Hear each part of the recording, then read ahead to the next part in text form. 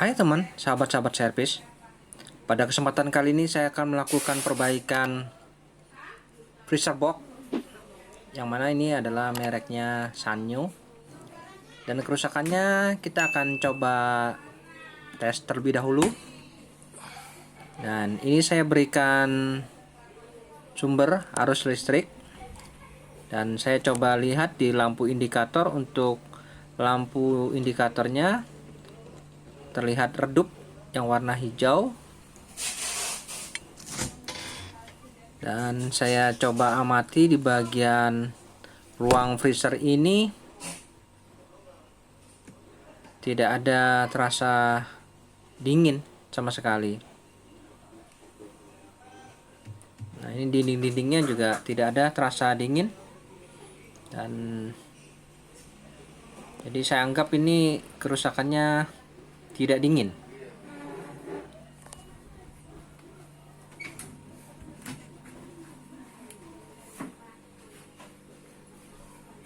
Oke, di sini untuk modelnya adalah SF C18K yang mempunyai kapasitas wattnya sekitar 135 sampai 150 watt. Nah, ini sudah jelas spesifikasinya, kita lihat di plat name ini.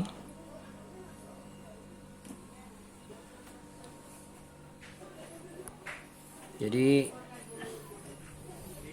pressure box ini tidak dingin. Maka kita harus coba bongkar di bagian sini. Namun sebelumnya kita coba cek terlebih dahulu.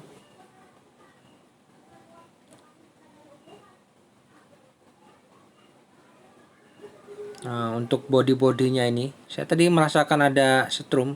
Nah, ini bodinya kontak body ya teman-teman. Saya tadi sempat merasakan sengatan setrum sedikit. Jadi ini bodinya kontak body. Sepertinya memang ada masalah ini. Oke, kita coba cabut terlebih dahulu sumber.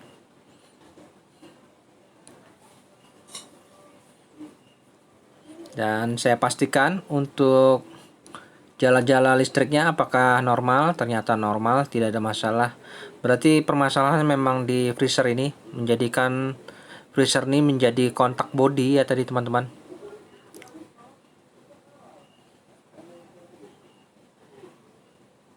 Baik, saya bongkar terlebih dahulu untuk bagian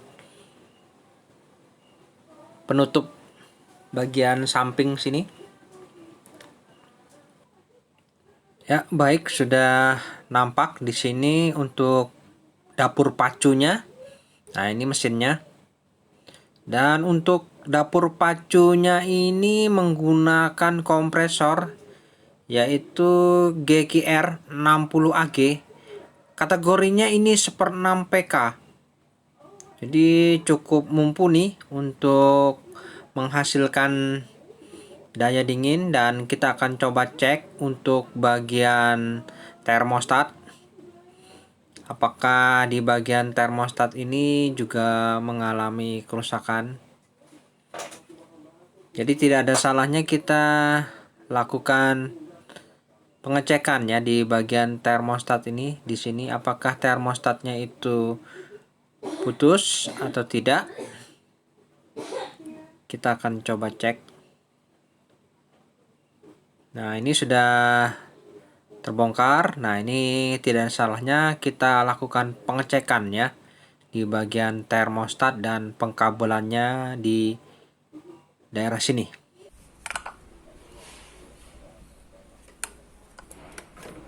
Saya siapkan terlebih dahulu alat ukur multitester untuk mengukur apakah ada kerusakan di bagian kabel atau overload PTC relaynya. Untuk jalur menuju ke kompresor benar-benar tidak ada hambatan sama sekali. Artinya ada masalah di daerah kompresor sini. Baiknya saya buka terlebih dahulu biar lebih jelas apa penyebabnya.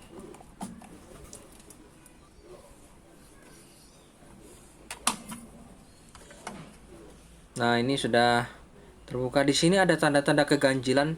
Sepertinya seperti kena banjir ini, teman-teman. Iya, benar. Sepertinya sempat terendam banjir ini.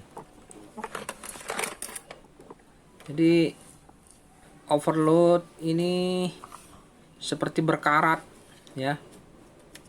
Nah, tapi kita coba cek terlebih dahulu apakah rusak karena karatan.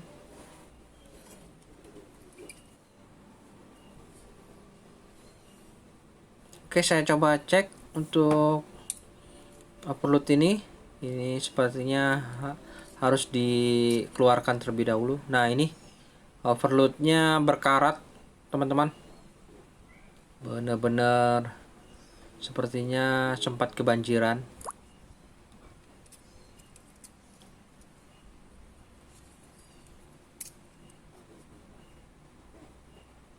Oke, di sini terlihat.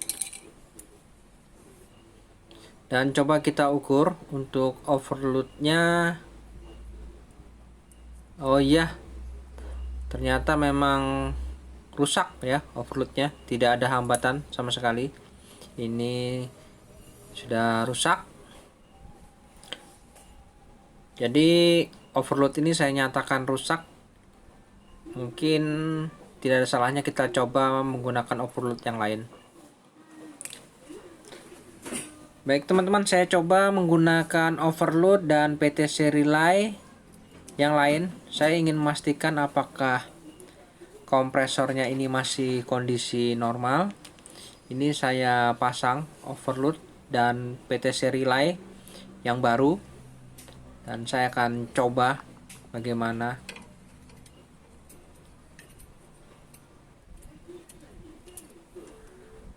Oke, sudah terpasang. Dan selanjutnya kita coba ini, pastikan dengan multitester apakah sekarang ini ada menunjukkan hambatan ya. Pastikan. Nah, ini ada hambatan ya. Jadi sekarang saya pastikan ini ada hambatan dan kita tinggal mencoba ya. Kita coba berikan sumber apakah mau bekerja kompresor.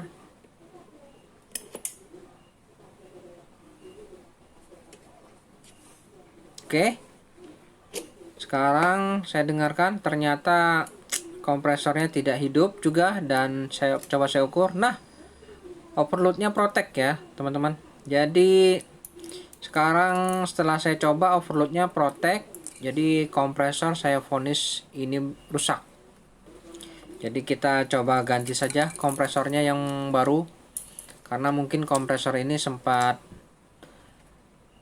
terendam banjir sehingga short pada kumparannya. Untuk melakukan penggantian kompresor ini yang harus kita lakukan adalah kita melakukan pemotongan saja pada bagian pipa hisap dan pipa tekan. Ya, ini kompresornya. Namun sebelumnya kita harus buang dulu freon yang masih tersisa di sistem. Dimana cara membuang untuk freonnya itu bisa kita lakukan pemotongan pada bagian pipa pengisian di sini. Nah, ini ada pipa pengisian. Nah, ini kita buang saja freonnya di sini. Kita habiskan ya. Nah, ini bisa menggunakan tang. Oke. Nah, ini freonnya sudah terbuang. Biarkan saja itu habis freonnya. Nah, kita habiskan dulu freonnya. Nah, ini freon pada keluar semua. Artinya sistem tidak ada mengalami kebocoran, jadi normal.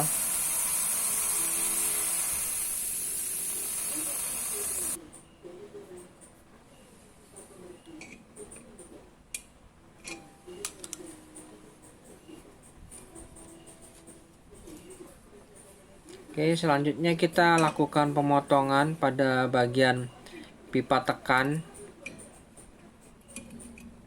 Oke, untuk pipa tekan kita potong. Dan ini pipa tekannya sudah saya potong.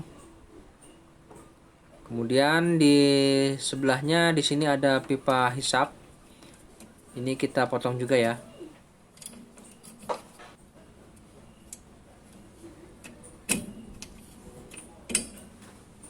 Oke, sudah terpotong. Dan selanjutnya kita bisa mengganti kompresornya.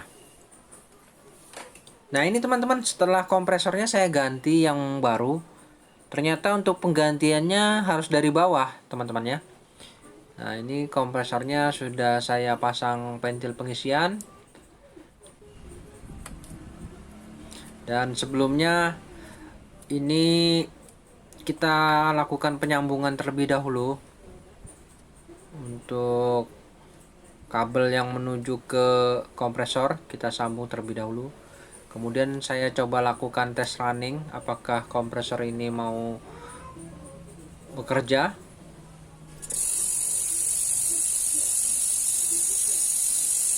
Oke, sudah hidup kompresornya. Nah, ini saya rasakan di sini untuk penekanan pada kompresornya cukup kencang. Nah, ini kencang, ini sudah ada daya dorongnya. Ya, mantap ini berarti kompresornya nih.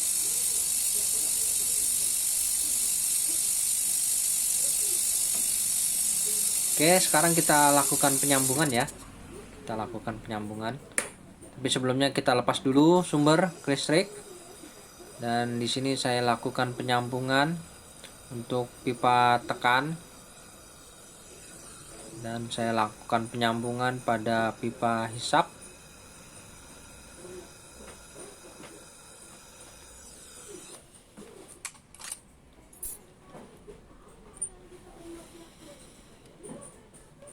Oke, sudah tersambung. Nah, seperti ini ya. Nah, ini sudah saya sambung. Nah, di sini ada filter dryer. Nah, filter dryer. Untuk filter dryer di sini saya buatkan lubang tambahan di bagian ujung dekat pipa kapiler. Gunanya saya mau melakukan proses vakum. Jadi saya buatkan saluran pembuangan. Dan untuk step ini mungkin teman-teman tidak perlu mengikuti ya. Mungkin filter dryer bisa diganti yang baru saja. Dan untuk step ini tidak perlu untuk diikuti untuk proses vakum body ini, karena lebih baik menggunakan mesin vakum saja. Nah, ini saya coba berikan sedikit pipa kapiler. Kemudian saya coba flush.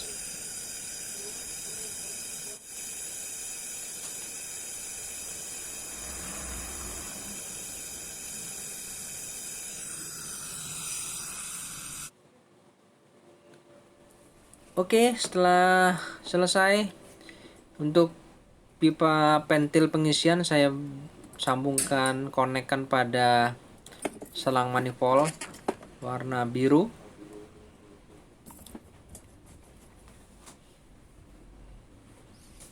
Ini sudah saya konekkan. Nah, ini sudah saya konekkan. Kemudian saya akan melakukan proses vakum menggunakan vakum body, dimana di sini mesin saya hidupkan dan udara keluar dari pipa pembuangan sini. Nah, ini saya coba tes menggunakan korek, ternyata dorongannya cukup kencang. Dan di sini kita tutup untuk keran warna biru dan biarkan proses ini berjalan selama kurang lebih 30 menit. Baik, teman-teman, setelah 30 menit kemudian saya coba cek lagi apakah di sini masih ada hembusan udara, dan ternyata sudah tidak ada hembusan udara, artinya saya anggap ini sudah vakum. Selanjutnya ini saya bisa jepit. Rencananya mau saya las langsung saja.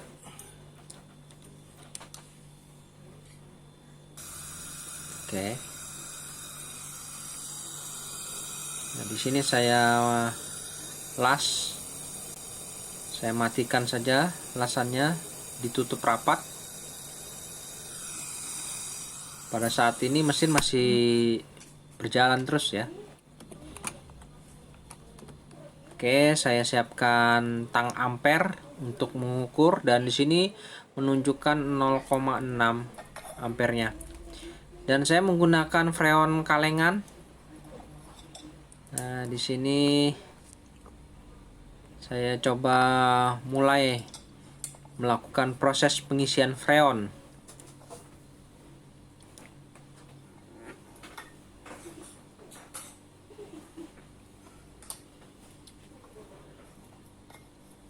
Oke, di sini freon saya buka terlebih dahulu. Namun belum masuk ke sistem karena keran biru masih saya tutup. Nah, untuk melakukan proses pengisian ini kita harus membuang dulu udara yang terjebak pada selang manifold. Kita buang melalui keran warna merah. Oke, sudah kita buang. Selanjutnya baru boleh kita memasukkan freon ke sistem.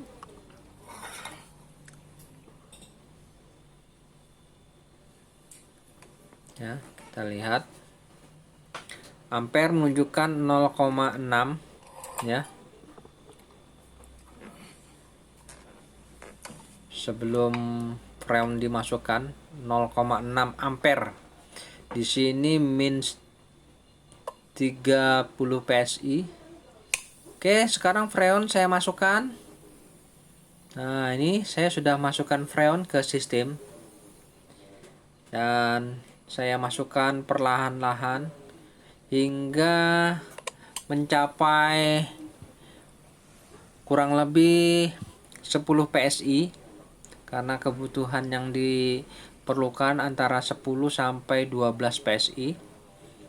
Dimana kita akan melakukan pengisian perlahan-lahan, dan sambil kita perhatikan ampere semakin naik menjadi 0,7 saat ini.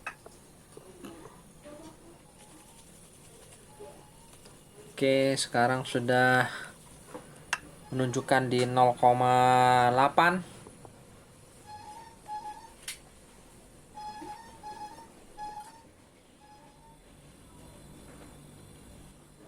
Sambil menambah terus freonnya dan diraba untuk filternya, terasa hangat. Wah, mantap ini.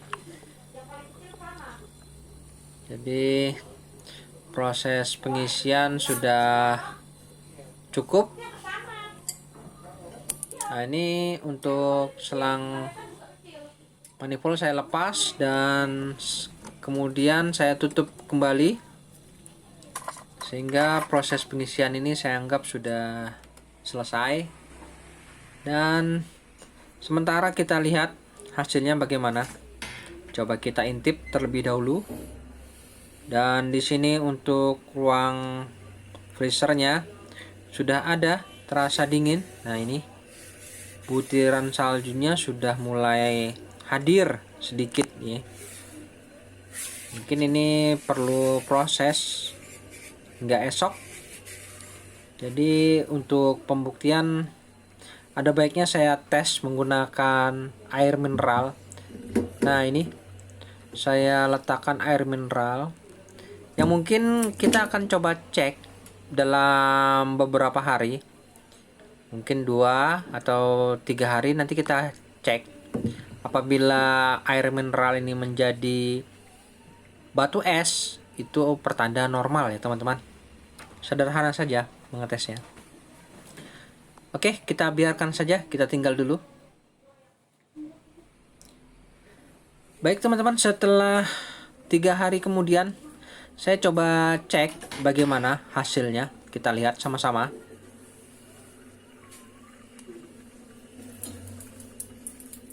Wih, mantap Bu, keras. Ya kan? Kalau yang normal seperti ini. Sampai pecah-pecah gitu nah. Intinya dia harus beku di bawah. Bagus, saljunya tipis-tipis gini nih.